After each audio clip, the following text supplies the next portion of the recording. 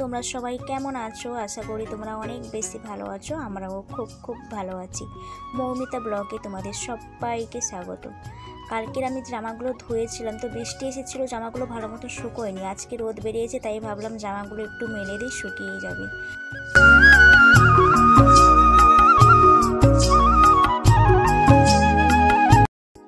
মা আজকের সকাল সকাল বাড়িতে পুজো করছে। আজকের পূর্ণিমা, আমাদের প্রত্যেক পূর্ণিমায় বাড়িতে পুজো হয়।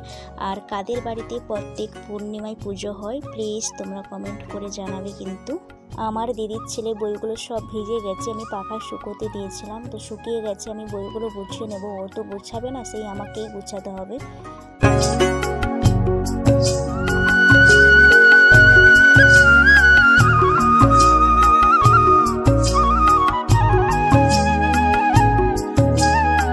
আমার মা পুজো করে আমাকে প্রসাদ দিয়ে গেল। একটা রুটি ছিল, ওই রুটি আর ওই প্রসাদটা দিয়ে খাচ্ছি। আর আমার দিদির ছেলে উগি বাড়ি বাড়ি দেখছে, বলছে কি করছো? বলছে ভিডিও করছো। বলছে তুমি কি সব সময় ভিডিও করবে? বলছে হ্যাঁ। আমি এখানে আবার সেলাই করতে চলে এলাম। আমি একটা প্যান্ট সেলাই করবো, একজন দিয়ে গেছে, ওই প্যান্টটা রিভিউ করবো। আর সাইডে ছিঁড়ে গেছে, ওটা সেলাই করবো। তার জন্য আমি আগে তেলগুলো দিয়ে দেবো মেশিনে, চারিপাশে তেল তো নেই, তার জন্য একটা ছোট্ট একটা শিশুরে তেল গড়াচ্ছি।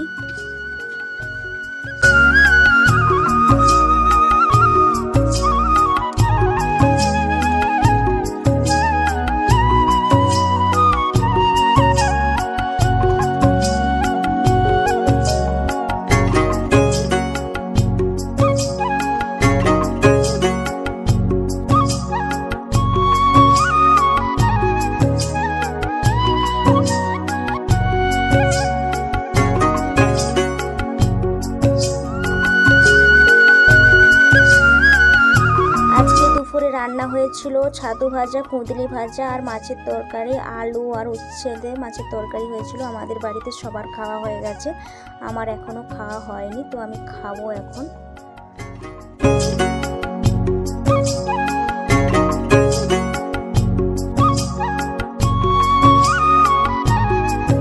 সকালে যে জামাগুলো মেলিয়েছিলাম ওইগুলো সব শুকায়নি, আর কিছু কিছু জামাগুলো শুকিয়ে গেছে, ওইগুলো আমি তুলে নেব। বন্ধুরা, তোমাদের যদি ভিডিওগুলো ভালো লাগে প্লিজ তোমরা কমেন্ট করবে, তোমাদের কমেন্টের অপেক্ষায় আমি থাকবো।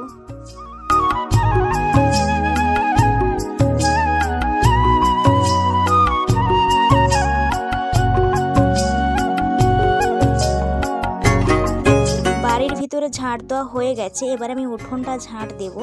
উঠোনটা আমাদের 3-4 বার করে ঝাঁট দিতে হয় সারাদিনে, কেননা বাড়ির সামনে যে সবেদা গাছটা আছে ওর পাতাগুলো পড়ে। আর আমাদের একটা যে কুকুর আছে না, ও বাইরটাকেও খুব নোংরা করে, তার জন্য 3-4 বার করে ঝাঁট দিতে হয়। এবার আমি ঝাঁটটা দিয়ে দেব।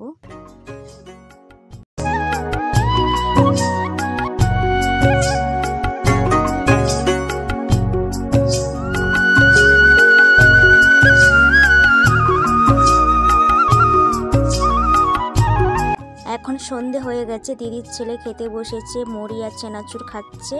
খেয়ে দিয়েও পড়তে বসবে। বন্ধুরা, যদি ভিডিওটা ভালো লাগে লাইক, কমেন্ট আর সাবস্ক্রাইব করে দিও, আর আমার পাশে থাকো।